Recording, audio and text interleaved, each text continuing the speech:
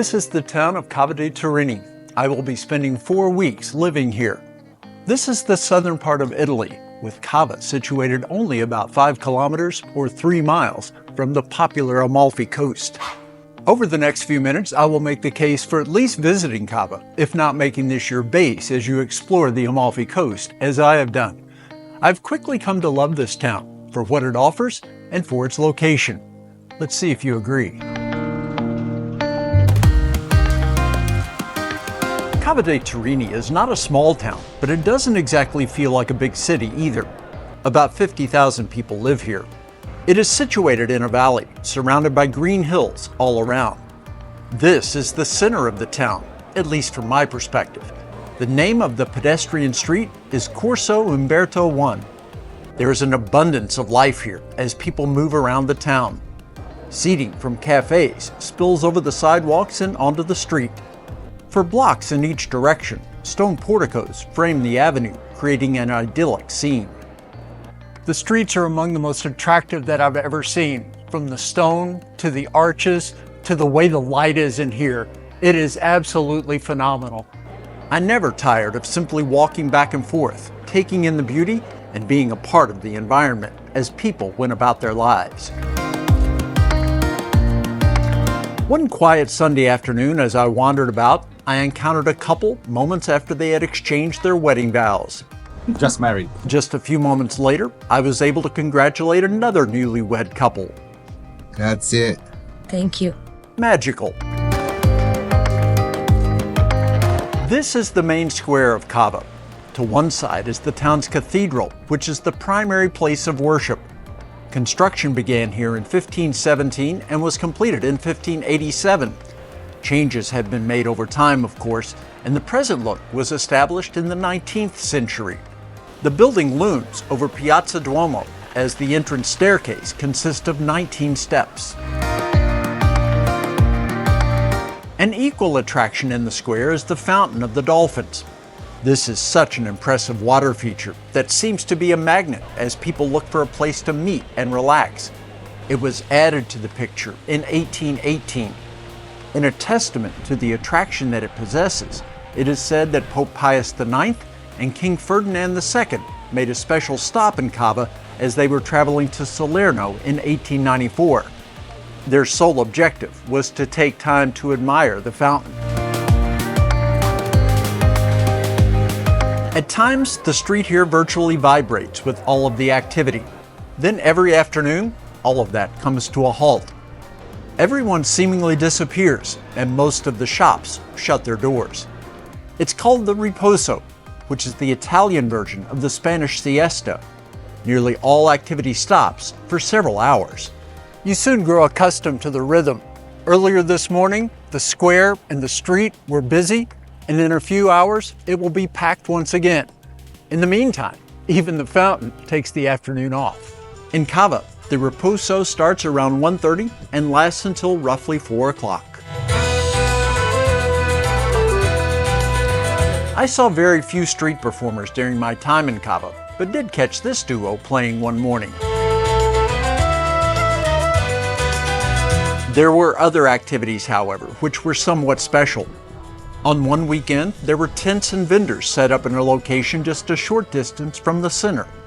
Most of the attention was on food, including this stand that was appealing to all of the senses of the would-be customers to sell the most wonderful meats and cheeses. It's very, very, very good. Prosciutto Italiano. There was a wide variety of both sweet and savory items being offered. Everything that I bought here was fantastic.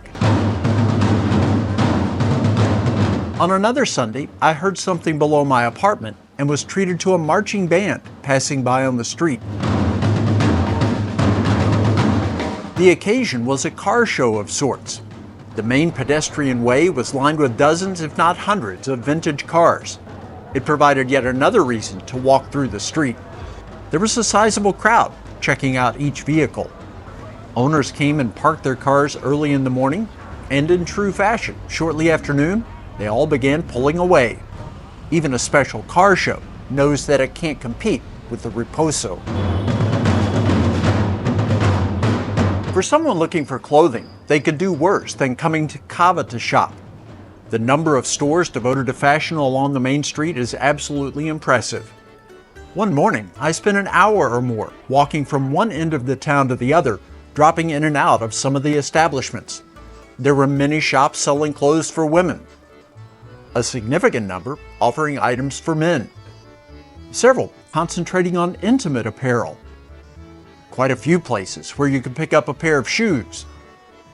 There even were stores devoted to outfits for kids and toddlers. This store was operated by the guy from whom I rented my Airbnb. In short, retail in Cava is dominated by those in the clothing business. The town is served by numerous grocers. I was always attracted to this shop, which sells a variety of produce. Seldom did I pass when the place was not full of customers picking out their fruits and vegetables for the day. The multiple colors in a good produce market make the space so appealing. My favorite spot for coffee sat directly on the main street.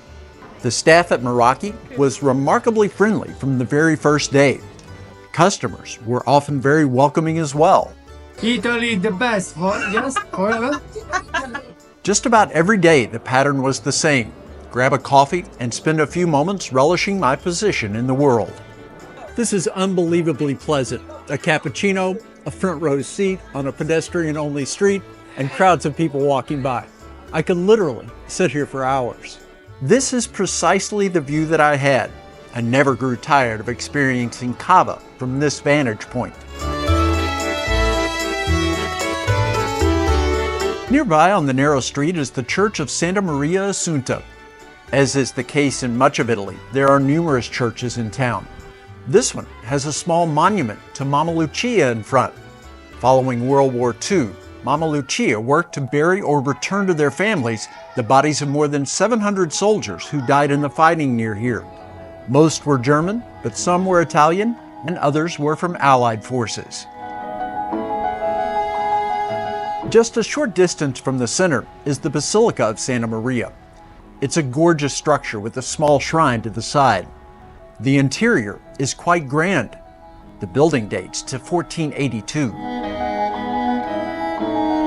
Across the street from that is another church dedicated to both St. Francis and St. Anthony. It was difficult to get a real good look at this site when I visited, as the piazza in front was closed and being renovated the entire time that I was in town. Those churches are all nice, but the most phenomenal religious site here is several kilometers outside of the town. Just look at this place. It is the Benedictine Abbey of the Holy Trinity.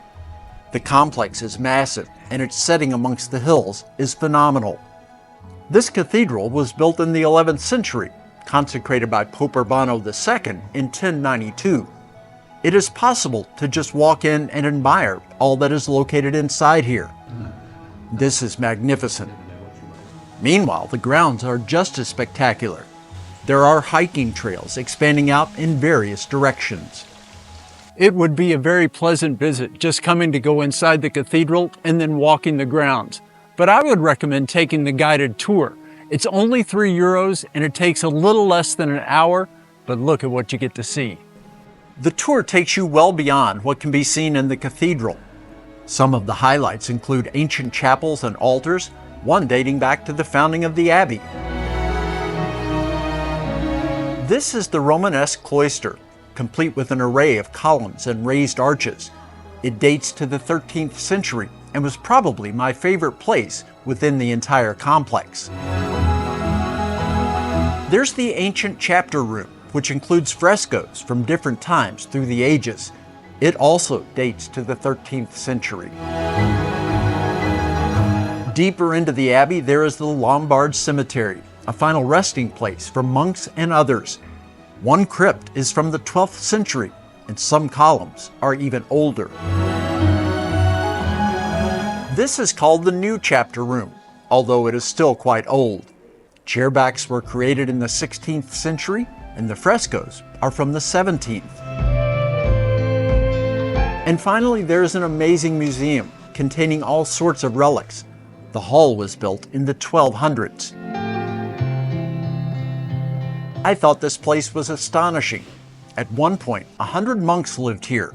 Today, it is still home to 6. Within Cava, there are several spots for the public to enjoy some green space. This is the main park. It is Villa Comunale, just 100 meters or so from Piazza Duomo. While the park is not big, it does offer what you want in such a space. Lots of greenery and plenty of perches where it is possible to sit and relax. Next to the park is this impressive monument. It reaches high into the sky and commands attention. The dedication shows that it is in honor of the fallen from all wars. I also checked out another park that was a bit farther from the center. This place is called Villa Comunale Xuerte. Also nice, this seems more like a location created for residents of this neighborhood. A street or two over from the main pedestrian way is this linear urban park. I thought this space was extremely pleasant and attractive. Quite a bit of its length, however, was closed for construction or renovation. Artistry was on display in a couple of places in Cava. Ceramics of the kind that dominates the nearby coastal town of Vietri sulle Mare are represented here. This shop is only about a kilometer from the center. It boasts those great designs and colors that are seen in pieces from Vietri. The name Anna Maria Santarelli is associated with this shop. There was also this building. It looked to be a ceramics factory. Each time that I passed by, though, there was no activity.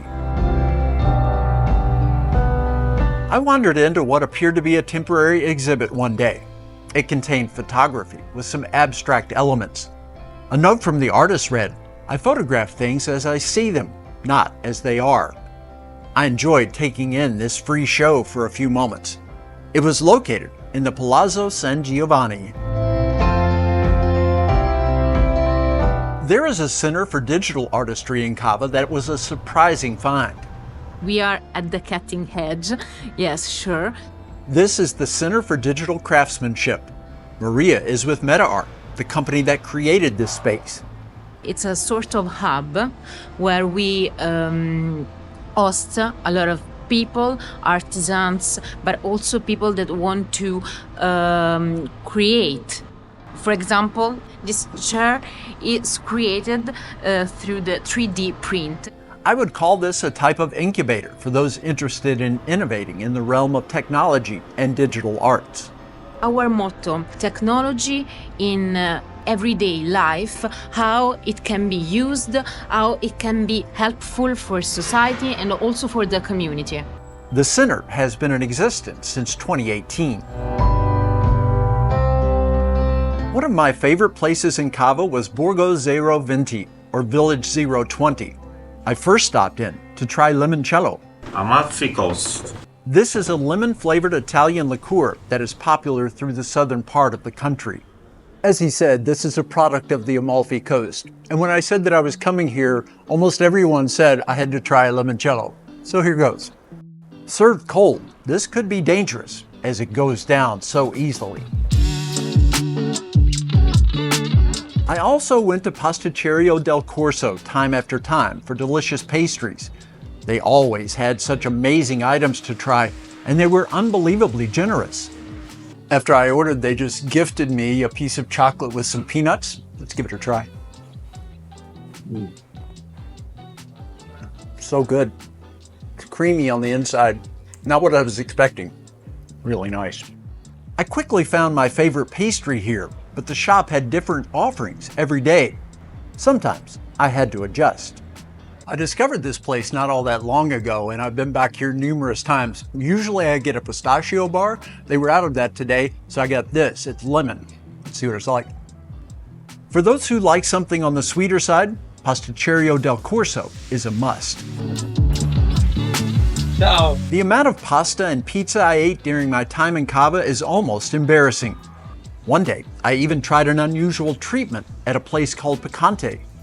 Frittini di pasta translates as pasta omelet. I don't think there are any eggs in here, but what it is a cheesy pasta ball, battered and fried. This one also has peas and ham. I'm impressed. If you like pasta and you see frittatina di pasta on our menu, give it a shot. It's impossible to stay in Italy without occasionally having a gelato. A shop I visited a couple of times was Magliano Bar Gelateria. When going for gelato, the flavors always look so enticing. Often, I'll go with lemon. I find it very refreshing. I found that one small scoop of gelato in the afternoon just made the day seem so much better. At nearly every cafe or restaurant in town, it was possible to simply grab a beer and sit streetside late in the afternoon. Several times, I did just that at Cafe Dami. From what I can tell, nobody in the town actually brews their own beer, but I got the next best thing. This comes from Bad Brewer. It is an Italian brewery. It's a strong ale, and it's actually pretty good at 9%. This strong ale from Bad Brewer was one of my favorite beers that I had in Italy. As I discovered, I was wrong about beer brewed locally. On one of my trips to Borgo Zero Venti, I noticed they had beer, which carried their own label. They said that it was brewed nearby. They actually make two beers that I like a lot. Today I went with the strong Belgian Blonde Ale.